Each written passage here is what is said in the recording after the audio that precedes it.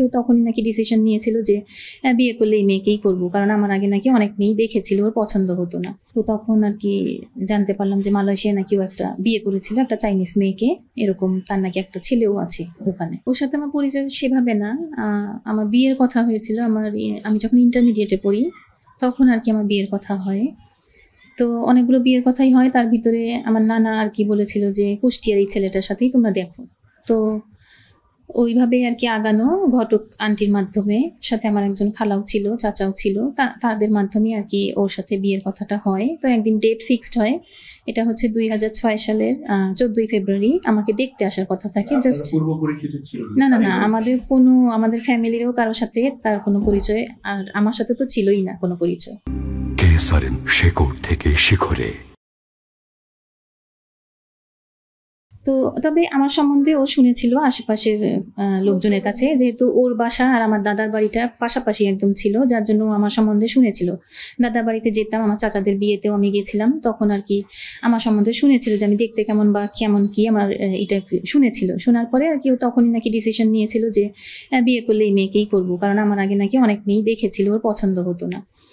তো যাই হোক, ওই 2006 সালে 14ই ফেব্রুয়ারি আমাকে দেখতে যাওয়ার কথা থাকে। তো ও যায়, ওর মা যায়, ওর বোনের হাজবেন্ড যায়, ওর কিছু ফ্রেন্ড যায়, আর আমার ফ্যামিলির লোকজন ছিল।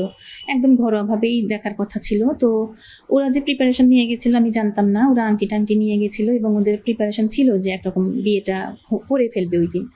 তো আমাকে আংটি পরায় ওই দিন দেখার পরে। তো তারপরে কাজী ডেকে এনে রেজিস্ট্রি কাবিন ওই দিনই হয়ে যায়, 2006 সালের 14ই ফেব্রুয়ারি। তো হয়ে যাওয়ার পর আমাকে নিয়েও আসতে চায়। তো আমার ফ্যামিলির লোকজন বললো যে না, আমাদের মেয়ের আমরা একটু অনুষ্ঠান করে উঠিয়ে দেবো। তো অনুষ্ঠানটা 1 মাস পরে হয়, সেটা হয় পরে মার্চ মাসের 10 তারিখে অনুষ্ঠানটা করে আমাকে উঠিয়ে নিয়ে আসে। তো নিয়ে আসার পরে ছিলাম, ভালোই ছিলাম। বিয়ের বছরই আমি কনসেপ্ট করি। আমার কনসেপ্ট করার পরে এইভাবে চলতে থাকে। 1 বছর পর আর কি আমার ছেলে হয়, একটা ছেলে সন্তান হয়, ছেলের নাম আমার আজমাইন দিব্য। তো এইভাবে চলতে থাকার পর একদিন হঠাৎ করে আশেপাশের লোকজনের কাছ থেকে আমি শুনলাম যে এরকম ও বিয়ের আগে 10 বছর মালয়েশিয়া ছিল। তো তখন আর কি জানতে পারলাম যে মালয়েশিয়া নাকি ও একটা বিয়ে করেছিল একটা চাইনিজ মেয়েকে, এরকম তার নাকি একটা ছেলেও আছে ওখানে। তো এটা জানার পরে আমার তো খুব খারাপ লাগে। আমি ওকে জিজ্ঞেস করি বিষয়টা, জিজ্ঞেস করার পরে ও আমাকে সবকিছু ডিটেলসে বলে যে হ্যাঁ, একটা চাইনিজ মেয়ের সাথে আমার সম্পর্ক হয় ওখানে কাজ করাকালীন। তো মেয়েটার নাম শাম্মিউ। তো ওর সাথে সম্পর্ক হওয়ার পর আমার বিয়েও হয়, আমার ওখানে একটা ছেলেও হয়। ছেলেটার নাম রেখেছিলাম আমরা চ্যাং ই। ও সব কিছু আমাকে শেয়ার করে ডিটেলস।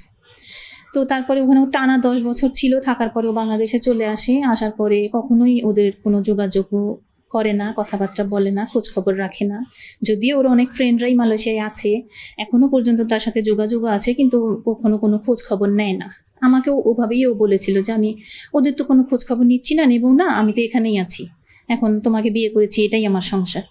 তো ওগুলো আমি মেনে নিয়ে ওভাবেই মন খারাপ কিছুদিন ছিল। আমার ছেলেটার মুখের দিকে তাকিয়ে আমি আর কোনো কিছুই চিন্তা আসলে করিনি, ওর সাথেই ছিলাম এত বছর।